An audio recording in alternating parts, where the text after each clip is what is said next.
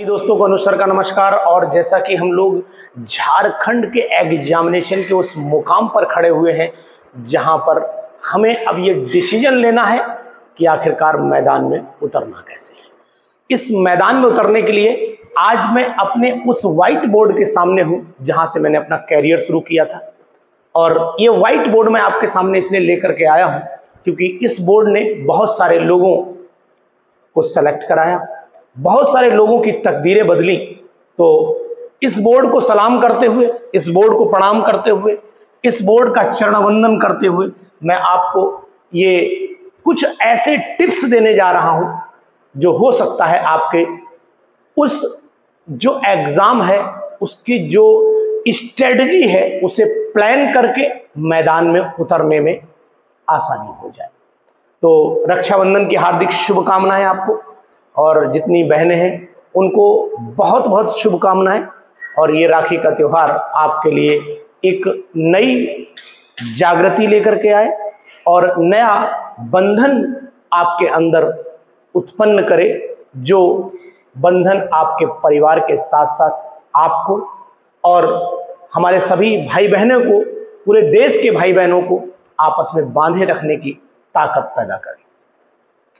क्योंकि सफलता हर इंसान अपने तरीके से लेता है और उस सफलता के लिए हमें कुछ ऐसी चीज़ें करनी चाहिए जो बहुत सोचने वाली हो और जो कोई ना करता हो, हमें वो करना चाहिए। क्योंकि चलते हुए रास्ते पर आपने लोगों को, हर किसी को चलते हुए देखा होगा, लेकिन दुनिया में वही लोग सफल हुए हैं जिन्होंने कुछ अपने रास्तों का चयन किया है, नया रास्ता बनाया है, वही लोग सफल हुए हैं। तो एक नए रास्ते की राह पर मैं आपको बताने की कोशिश करूंगा कि केमिस्ट्री का जो पेपर होगा, इस केमिस्ट्री के पेपर में, झारखंड का जो पेपर होगा, इसमें 150 क्वेश्चन का फाइनल आपको लड़ाई लड़नी है।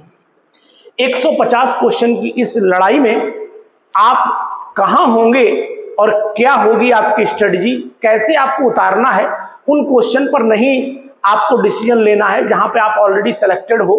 क्वेश्चन सिलेक्शन आपको जो क्वेश्चन दिलाएंगे हम उनकी आज बात आपको बहुत डिटेल में करेंगे, बहुत डीप में करेंगे। तो मैं उम्मीद करता हूं कि आप यहां पर देखते हैं, हम यहां पर लिख लेते हैं, थोड़ा ऊपर लिख रहा हूं जिससे कि आपको कोई दिक्कत ना हो। मेरी जो भी केमिस्ट्री JSSC लिख देता हूं जिससे कि आपको बिल्कुल कंफ्यूजन ना हो कि झारखंड में क्या प्लान होगा।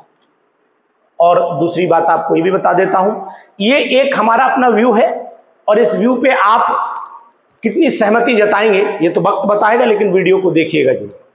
देखिए 150 क्वेश्चन का दायरा है। पेपर होने से पहले अनाउंसमेंट करना अपने में एक बहुत बड़ी बात होती है। पेपर कठिन होगा, सरल होगा, ये सब चीजें आपके पेपर के बाद निर्भर करेंगी, लेकिन मैं आपको पहले से ये भविष्यवाणी करता हूं कि पेपर का स्ट्रेंथ क्या होगा, पेपर का लेवल क्या होगा। इसको मैंने डिवाइड किया है। पेपर में 75 क्वेश्चंस ऐसे आएंगे, 75 क्वेश्चंस जो भविष्यवाणी मैं करने जा रहा हूं। इस भविष्यवाणी को खरा उतरने में केवल 1 और 2 दिन है, या तो 2 तारीख या 10 तारीख में से एक पर अप्लाई ये 100% होगा। तो 75 क्वेश्चंस जो हैं वो लगभग और लगभग पूरे झारखंड में जिन लोगों ने फॉर्म भरा है 70% लोग, जितने लोग परीक्षा में बैठेंगे, अगर मैं कहता हूं कि 1000 लोग परीक्षा में बैठ रहे हैं, एक नॉर्मल गिनती लेकर के चल रहा हूं, ठीक है ना, तो आप जान रहे हैं उसका परसेंटेज निकाल लीजिएगा। 700 लोग ये क्वेश्चन के दायरे में लांघ जाएंगे।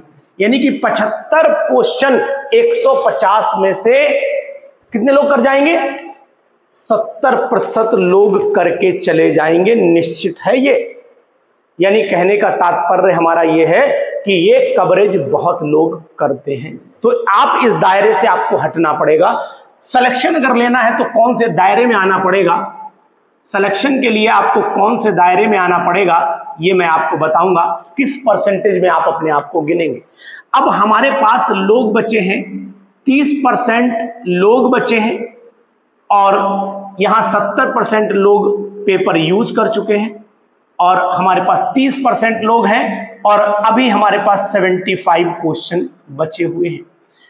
ये 70 वाले वो लोग भी होंगे जो बिना तैयारी के भी होंगे, ये 70% लोग वो भी होंगे जो तैयारी किए होंगे, और ये 70% वो भी होंगे जो फाइट में होंगे। यानी ये सभी क्वेश्चन अटेम्प्ट करेंगे 70% लोग।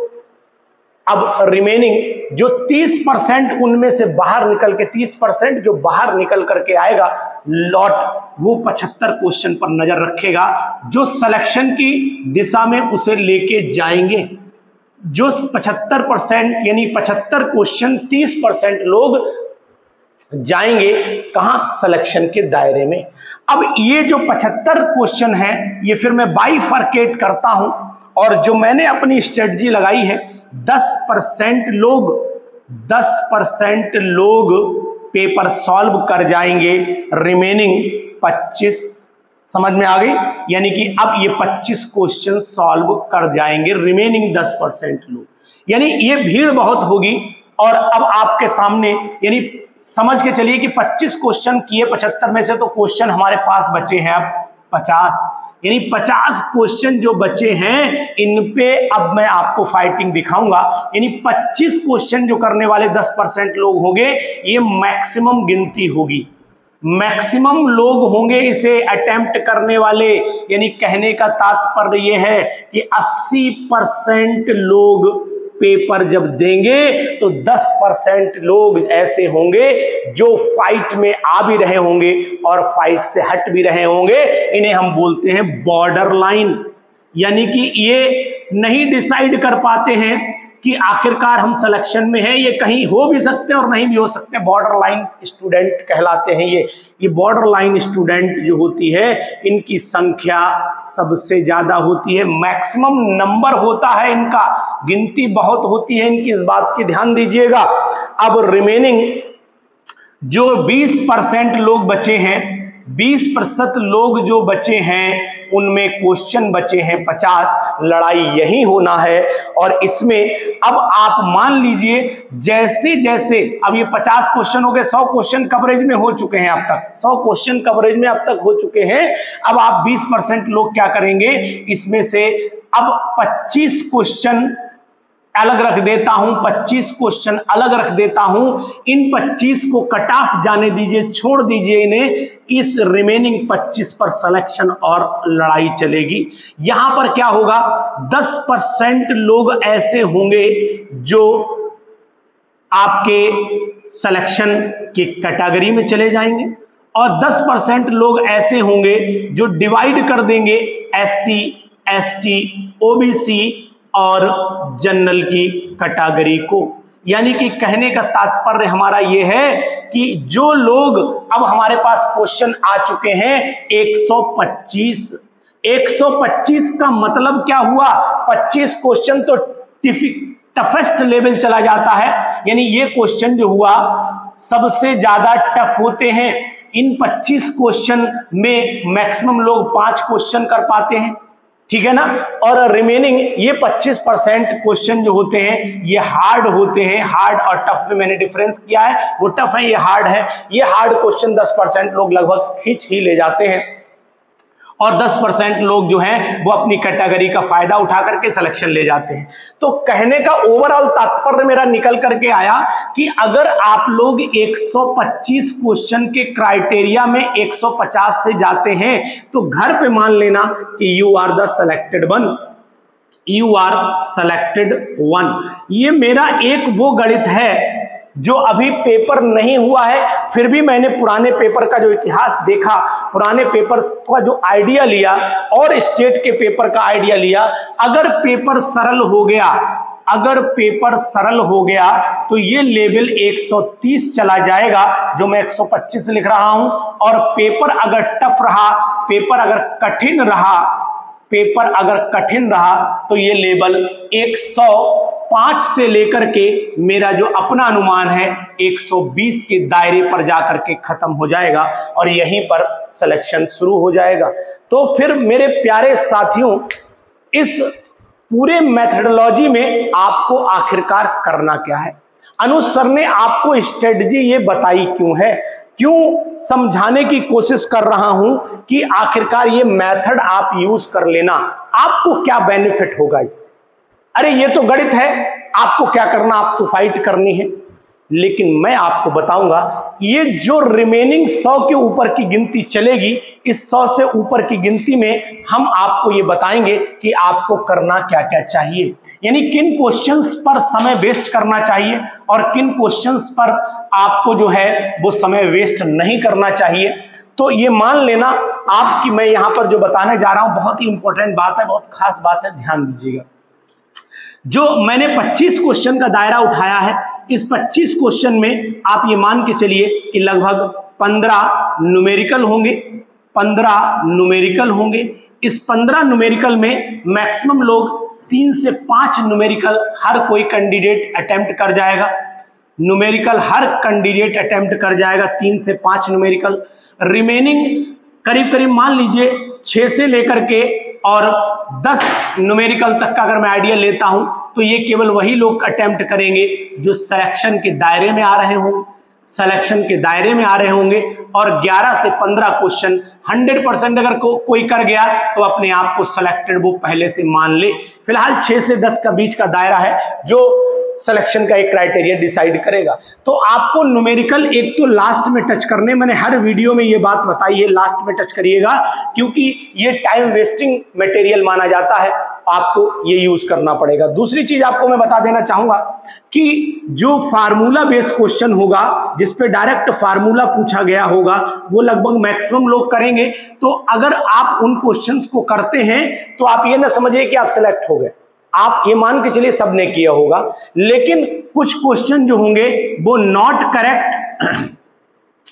करेक्ट वाले होंगे, नॉट करेक्ट वाले होंगे, स्टेटमेंट वाले होंगे, स्टेटमेंट वाले होंगे। ये क्वेश्चन जो लोग करते हैं वो भी सिलेक्शन के दायरे में आते हैं। तो अब आपका ओवरऑल मेरा रिजल्ट निकल करके ये आता है कि आप अपनी फाइटिंग जब नॉर्मल क्वेश्चन करिएगा, 75 क्वेश्चन करिएगा, तो 75 क्वेश्चन तक स्पीड जो है कितनी मेंटेन रखनी है, बात भी आप अच्छे से जान लीजिए। तो मैं आपको यहां बताने की ये कोशिश कर रहा हूं कि आपको कितनी स्पीड और कहां पर मेंटेन करनी है वो भी जान लीजिए आप। बहुत ही इंपॉर्टेंट बातें हैं, ये आपको ध्यान से सोचनी पड़ेंगी कि आपको ये जो न्यूमेरिकल वाला पार्ट है वो कब छूना चाहिए, फार्मूला बेस कब छू लेना चाहिए, कब आप सिलेक्शन के दायरे में आ जाएंगे। और दूसरी चीज ये भी जान लीजिए, जो मैं यहां पर अब पॉइंट लिखने जा रहा हूं, यानी कि गिनती आपको 100 से पार करनी है। ये बात ध्यान दीजिए, गिनती आपको 100 से पार करनी है।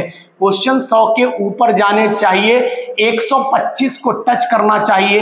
स्पीड आप मेंटेन रखिएगा, यानी 3 घंटे का समय आपके पास में होगा। इन 3 घंटे में आपको पूरी लड़ाई लड़नी है। तो 3 घंटे में 2 घंटे ऐसे होते हैं, 2 घंटे ऐसे होते हैं जो सभी लोग यूज कर लेते हैं, सभी लोग यूज करेंगे।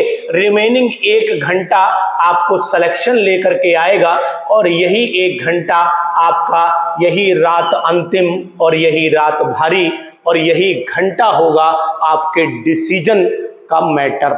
इस 1 घंटे में जो आप क्वेश्चन करके ले जाएंगे वो दूसरे लोग यहां मंथन करेंगे, सोचेंगे और आप यहां पर अपना सिलेक्शन का क्राइटेरिया तैयार कर रहे होंगे। तो फिर मेरा ओवरऑल कहने का तात्पर्य इस वीडियो बनाने का मैटर ये है कि आप अगर 75 क्वेश्चन की स्पीड पकड़ के आए और बोले कि नहीं साहब मैं तो सिलेक्टेड हूं, तो ये गलती और ये गलत फहमी आप अपने मन में ना पालिएगा।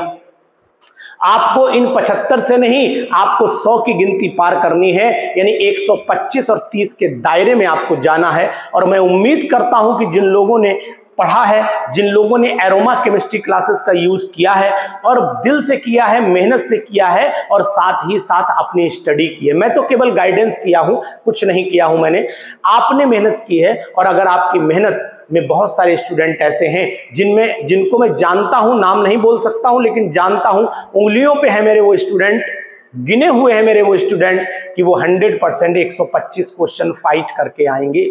ये मेरा आशीर्वाद उनके ऊपर है। जिन्होंने एरोमा केमिस्ट्री क्लासेस की छत्र छाया में तैयारी की है, उनके ऊपर भरपूर आशीर्वाद सरस्वती माता का रहेगा कि वो सेलेक्ट होंगे और 125 क्वेश्चन के दायरे में जाएंगे। और 125 क्वेश्चन अगर वो करते हैं तो घबराने की आपको कोई जरूरत नहीं है। ये मेरी भविष्यवाणी है आपके सामने। पेपर आने से पहले कि 125 क्वेश्चन तक आप डरेंगे नहीं, आप हिलेंगे नहीं किसी भी कीमत पर। तो आपको 125 के 125 करने आया है और 125 क्वेश्चन ही डिसीजन लेकर के जाएंगे कि मेरिट कहां पर गिरेगी। तो फिर आप इस भविष्यवाणी को आज नोट कर लीजिए। पेपर अभी आया नहीं है, पेपर 2 तारीख को होगा, 2 अगस्त को पेपर है और 2 अगस्त के बाद 10 अगस्त को पेपर है। 10 अगस्त के बाद मैं आपको वीडियो में बताऊंगा कि मैंने आपको बताया था कि 125 से 130 के बीच फाइटिंग होनी चाहिए। अगर कठिन पेपर रहता है तो 125 मैक्सिमम लिमिट हो जाएगी और अगर पेपर सरल रहता है तो फिर दायरा 120, 105 से 120 के बीच में चलेगा। वो मैंने आपको ऑलरेडी बता दिया। लेकिन ऑन एन एवरेज जहां पर मैं गिर रहा हूं इस पुराने पेपर के अकॉर्डिंग, जो भी झारखंड, क्योंकि झारखंड का लेवल खराब नहीं आता है, झारखंड के पेपर का लेवल बिहार जैसा नहीं आएगा, मन से निकाल दीजिए। झारखंड का लेवल अच्छा आया है हमेशा और हमेशा अच्छा ही आएगा, इसलिए क्योंकि इसमें वो टॉपिक हैं जो झारखंड जो आयोग है जो अपना पेपर बनवाता है, उस पेपर में जो मैंने अभी तक का मेथोडोलॉजी यूज की है उसमें मुझे यही लगता है कि पेपर का जो ट्यूनिंग बनती है वो ट्विस्टिंग में रहती है। Paper match the column question को भी उठाता है, पेपर स्टेटमेंट को भी उठाता है, पेपर ट्रू फॉल्स भी उठाता है, पेपर नॉट करेक्ट भी उठाता है, ये सब चीजें उठाता है पेपर। इसीलिए मुझे कोई कहने में दो राय नहीं है कि पेपर का लेवल अच्छा आएगा, पेपर बहुत टफ नहीं आएगा, पेपर बहुत इजी नहीं आएगा, पेपर मीडियम भी नहीं आएगा। पेपर का लेवल अच्छे का मतलब समझते हो, स्टैंडर्ड होगा पेपर का, जिसे देने के लिए एमएससी ओरिजिनल होनी चाहिए। ओरिजिनल का मतलब है वाकई में स्टडी की हुई होनी चाहिए। केवल मॉडल पेपर करके एमएससी अगर करी है आपने तो फिर आप अपना ख्वाब इस बात का छोड़िए। हालांकि हताश नहीं कर रहा हूं, लेकिन ये आप भी जानते हैं कि अगर लड़ाई है और तलवार हमारे पास में और तलवार में धार नहीं है तो उस तलवार का प्रयोग भी बेकार है। वही बात है कि अगर हमारे पास डिग्री है और डिग्री के बाद हम उस डिग्री के अकॉर्डिंग मैदान पर नहीं उतर पा रहे हैं, खड़े नहीं हैं, तो फिर मतलब क्या बनता है उस डिग्री का। इसीलिए जो लोग वास्तव में एमएससी मेहनत से किए हैं, मेरे भाई बहन जितने भी हैं, वो सभी प्रॉपर तरीके से तैयारी करें और तैयारी करें कि तैयारी हो ही गई होगी। अब तो केवल एक धार देनी है। आंख बंद करिए, मनन करिए हर एक पाठ का। जैसे कि मैं आपको बताऊं कि आंख यूं करके बंद करो, बैठो, बोले सबसे पहला पाठ, बोले chemical bonding structure of atom, बोले इसमें क्या पढ़ना, बोले इसमें ये पढ़ना, ये पढ़ना, ये पढ़ना। अच्छा, इसका फार्मूला ये होता है, ठीक है, याद है मुझे। बोले ये क्या होता है, चलिए ये लीनियर हो गया, ये हो गया, एंगुलर हो गया, रेडियल, चल ठीक है। केमिकल बॉन्डिंग, बोले डाइपोल मोमेंट आया। ये आंखें बंद करिए, मनन करिए कि हमने क्या क्या पढ़ लिया है, क्या उससे रिलेटेड कोई क्वेश्चन बन सकता है या नहीं बन सकता है, ये सब ध्यान लगाइए। और मेरे इसको समय आपको नहीं खराब करना है, मैं आपका बिल्कुल समय नहीं खराब करूंगा, लेकिन हाँ एक बार जरूर ये देख लीजिएगा कि आखिरकार आपको लड़ाई कहाँ लड़नी। ऐसा घर से न सोच के ये मेरे 100 ही हो जाए। मैं तो अपने जितने भी अरोमा केमिस्ट्री क्लासेस के प्लेटफॉर्म पे हैं, यानी मेरे यूट्यूब चैनल पर हैं, उन सभी साथियों को ये बोलता हूं कि 100 से पार करना। और अगर निगेटिव मार्किंग में है तो निगेटिव मार्किंग का ये बात ध्यान रखना कि हमें जितने क्वेश्चंस आ रहे हों उन पर भरोसा करना है और हार्डली हम कुछ प्लस माइनस करेंगे, लेकिन बहुत ज़्यादा छेड़छाड़ आप नहीं करेंगे। माइनस मार्किंग में इस बात का ख्याल रखा जाता है क्योंकि ज़्यादा सही होने चाहिए, ज़्यादा गलत होने में खतरा पैदा हो जाता है। ये सब गाइडेंस, आप ऑलरेडी एमएससी हैं, मुझे नहीं बोलना चाहिए, लेकिन आपका शिक्षक हूँ, आपका एक गाइड का ये बोल सकता हूँ कोच हूँ, और उस कोच के नाते ये मेरा फर्ज बनता है कि मेरे अपने हर खिलाड़ी को मैदान में उतरने से पहले सतर्क कर दूं। कहीं ऐसा ना हो जाए कि कॉन्फिडेंस ओवर कॉन्फिडेंस में बदल जाए। तो मैं ओवर कॉन्फिडेंस को मेंटेन करने के लिए हर बार आपके सामने वीडियो लेकर के आता हूं कि मेरे जितने भी खिलाड़ी हैं जब पिच पर उतरे तो दुनिया देखनी चाहिए कि अरोमा केमिस्ट्री क्लासेस के स्टूडेंट पिच पर खेल रहे हैं। सतर्क हमें रहना पड़ेगा क्योंकि ये सिलेक्टेड कैंडिडेट हैं और ये सिलेक्शन झारखंड में लेकर के अपना नाम रोशन करने वाले हैं।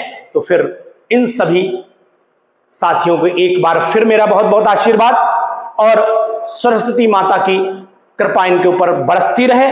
इनके कलम में सरस्वती आकर के बैठ जाएं जब इनका पेपर हो। यही मेरी सरस्वती माँ से बहुत बड़ी प्रार्थना है। ओम सरस्वती महाभागे विद्ये कमलोचने विद्यारूपी विशालाक्षी विद्याम देहि नमोस्तुते।